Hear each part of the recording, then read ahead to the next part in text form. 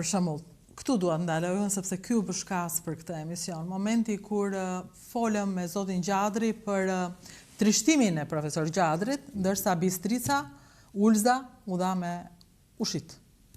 Ju keni punuar të dy Bistricat e Ulza? Unë kam qenë drejtori për gjithçka. Kam qenë dhe drejtori ndërtimit digës të Ulzës. Edhe Bistricën 1 dhe Bistricën 2. Se Bistrica e parë ka një tunel për 4 kilometra gjatë. Edhe u ndërtua në mënyrë të shkëlqyeshme. Kur bën provat, kuptonti, ndolën në mënyrë të mrekullueshme të gjitha. Mbiles nuk e din mileti fare, po në hyrje të tunelit të Bistricës, ne kemi vënë rreth 250 metra tubacion metalik, nga frika se kishim mos bite në internet. Edhe aty tubacioni. Aty ka në ujë. Pse ishte frika e tërmetit, çfarë mund të bënte? Apo mund ta merrte me vete? Prishte gjëra. Prishte, bllokonte. Domethënë, duke pasur parasysh që ky është një vend seizmik, ju merrni parasysh çdo gjë. E bën me tubacion 250 metra, që i bën tubacion metalik. Me gjithë mundësitë e lëkundjeve, kupton që i bësht atë. Në Bistricë. Janë bërë gjërat që duhet si thosh në mënyrë të mrekullueshme. Nuk është lënë asgjë që të bëhet shkeleshko. Përkundër, si duhet të bëhen gjërat ashtu siç e meritojnë.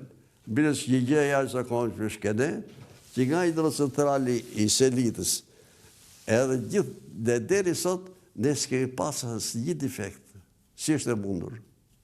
Më thuaj si është e mundur. Vërtet asnjëherë. Ja, dhe ne e ndaluam dhe emisionin pak më parë, sepse patëm një defekt tek mikrofoni. Ndërsa ju në hidrocentralet tuaj asnjë defekt. Ne kemi pas marrë për të hidrocentralet e Fierë sidomos, Maqedoninë nga Franca, nga Italia, nga Suedia, e gjitha i kishim të rregull siç duhet. Atë që ishte e krijuar në atë kohë, në atë vend, atë merrshim neve. Edhe kishim të drejtë ta merrnim. Po si ka mundësi, sepse vërtet ju flisni sikur ishim një vend i hapur ndaj botës. Po ne kishim atë mundësi. E kishim atë të mirë.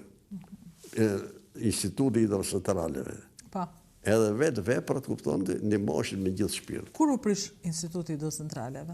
Po prish, iku, mbaroi. Pas 90-s. Pas 90-s. Gjitha u shkatërruan. Instituti hidrocentrale, Instituti i veprave bujqësore, Instituti i ujrave dhe kanalizimeve, Instituti tjetër që merresh me këto gjeologji e gjeodezi, të gjitha u prishin. Ne i patëm ndërtuar në mënyrë më të mrekullueshme ata dhe kishim krijuar mundësi që të specializoheshin jashtë. Bëj sapo në Bergamo çova njerëz për specializim në Itali, që rrinin nga 6 muaj në Itali për të specializuar në modelime të gjitha gjërat. Është gjëra këtë traditë që u vendos në mënyrë shkëlqyer, ta prish. Edhe sot s'kemi asnjë institut hidrocentrale. Shturp i madh. Ku ishit ju? Mas 90-s ishit në institut?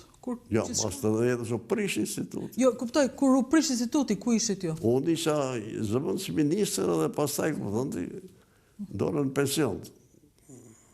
Iku, kalë kohë e madhe shumë. Iku e gjitha. Kohë e madhe shumë. Po, kur mësuat që pastaj Bistrica, e cila mbas mori një kredi, 22 milion euro, për rehabilitimin, gjithsesi ushit. Në dhanë turjve, edhe Bistrica, edhe Shkopeti, edhe Ulza. Aty kemi derë djes, pa fund, që u bënë ato vepra në mënyrë shkëlqyeshme. Edhe që s'ndodhi asnjë gjë.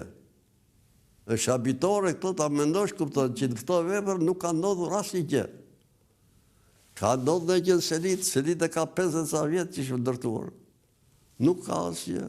Me gjithë që ka tunelin e Selitës, që është 2 kilometra, tunelin e Kenitit parë, e Kenitit dytë, e Kenitit 3, sifonin qafmoll, tunelin e Dajtit të madh, ku vlen 2000 metra, tunelin e Dajtit vogël ka 100 metra, edhe deri te poshtë në salën e Maqedonisë.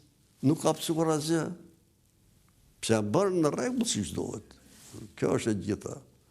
Po të bëhen në rregull gjëra, nuk prishet asgjë. Kështu që gjithçka u bën në rregull siç duhet, por mas 90-s u shkatërrua çdo gjë. U shkatërrua çdo gjë. U shkatërrua çdo gjë. është fatkeqësia më e madhe që i ka ndodhur popullit këtij vendit. S'ke që thua tjetër. Pse të prish atë që e kriju tradit? Ndoj që ta që është përpara, shko dhe shonë brapa. Si do ta pësojmë? Ne jemi njerëzit e këtyre 30 vite, me ne e kemi pësuar, po kur do fillojnë ta kuptojnë shqiptarët mallkimin e asaj kohe? Jo, nafi madhe. Unë kam, si tu është gjithë historia e jetës time është marrë me fuqizimin e energjisë elektrike për Shqipërinë. Tu e kisha gjithë filozofinë dhe idenë time. Nuk pyet asnjëri. Si s'pyet njeri, mërë që ke bërë? Na jep dhe i mendim për këtë. Fare. Fare. Është një gjë absurde. Tu është një gjë tjilë. Se ne nuk o rritëm kështu vetëm këtu. Po ne vizituam gjithë Europën, disa herë, Azin, Afrikën, në Kairo, ka një ndizë rësetarit madhë. Nuk lanë vënd pashkuar për t'i parë dhe për të biseduar me të si kanë kaluar gjërat. Është habitshme. As për hidrocentralet e Fierzës, për shembull, kur ka probleme, kur kështu fare nuk ju pyet njeri, nuk ju ftojnë. Jo, nuk ekzistojnë neve. Kjo është një fatkeqësi e madhe. Nuk e kam për vetën time, po për të gjithë tjerët. Nuk është një gjë e habitshme. Unë kam bërë 2 libra për hidrocentralet të mëdha, unë biles të veta kisha marrë sot me vete, po mund të sjell në ditë tjetër ta shikosh. Unë ka gjërat të jashtëzakonshme. Ne bëm 4.000 kilometra linja tensionit lartë në gjithë Shqipërinë. Të cilat jetojnë edhe... Funksionojnë në rregull në mënyrë shkëlqyeshme. U bën 157 në stacione. Biles po të them këtë gjë, që në vitin 1951, linja e tensionit lartë nga Selita deri tek ku ishte shkolla partisë, edhe në stacion era të gatshme shtyllat nga Bashkimi Sovjetik. Se nuk ishim gjendje të bënim, nuk merrim vesh. Po tash kemi arritur kuptoni që të bëjmë gjitha linjat e tensionit lartë vetë, që mas asaj kohe. Është gjinaf, kishim një institut shkëlqyeshëm, kishim ndërmarrje të shkëlqyera për linjat e tensionit lartë për stacion, ndërmarrje e hidrocentraleve, edhe t'i prishësh to është. Dje, para disa ditësh kisha një zotëri që folin nga Amerika, zoti Leo Çani, po. Dhe zoti Leo Çani foli për linjat e tensionit. Dhe këtë kishte mallkim, thoshte se si 40 vite të jetës të punës tonë na i prishën. Kisha unë institut Leon. Leon. Madje ra dhe pianos për të na përshëndetur dhe ne të përshëndesim. Kisha unë në institut, kupton, për projektimin e linjave të tensionit lartë. Biles pa të marrë dhe një këshilltar sovjetik, Libin, që punonte bashkë me këto, dhe që mësuan për të ndërtuar gjitha linjat e tensionit lartë, që s'ka mësuar asgjë asnjë linjë. Asgjë. Nuk e di kanë dëgjuar asgjë. Jo. Pse ti prish atë? Mezi e përgatite këtë kuadro, mezi e përgatite këtë si thosh si material të nevojshëm, kupton, e çoje përpara, mos e shkatërro. Leo kishte këtë ide, zoti Çani, që ne nuk vidhnim, prandaj shkuan mirë. Ne nuk mendonim si të vidhet, ne mendonim si të bëhet mirë.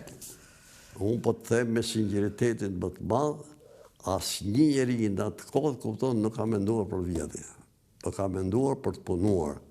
Ne kishim hidrocentralet, kishim makina të mëdha, 30-40 tonë që i pata blerë në Itali, në Verona, edhe në Angli, Centaurat.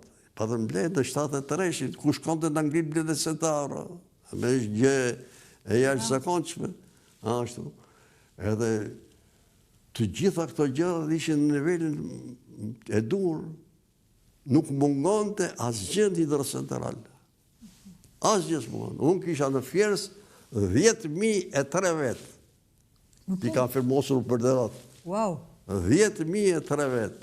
Po punojnë të gjithë me energje shumë të lartë. Më falë, mbase ju nuk e dini, po prapë unë dua të pyes, çfarë bëhet me këta njerëz mbas 90-të? Pse të gjithë befas u kthyen në grabitçar, hajdut, vrasës, ikur? Ç'a ndodhi me këtë vend?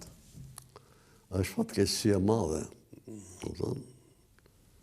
Unë të them një gjë që më ka habitur shumë, që këta njerëz që janë përgjegjësit ashti, nuk pyesin njeri. Me i bëjnë vetë gjërat që mas qefit tyre. Edhe kjo është fatkeqësia më e madhe.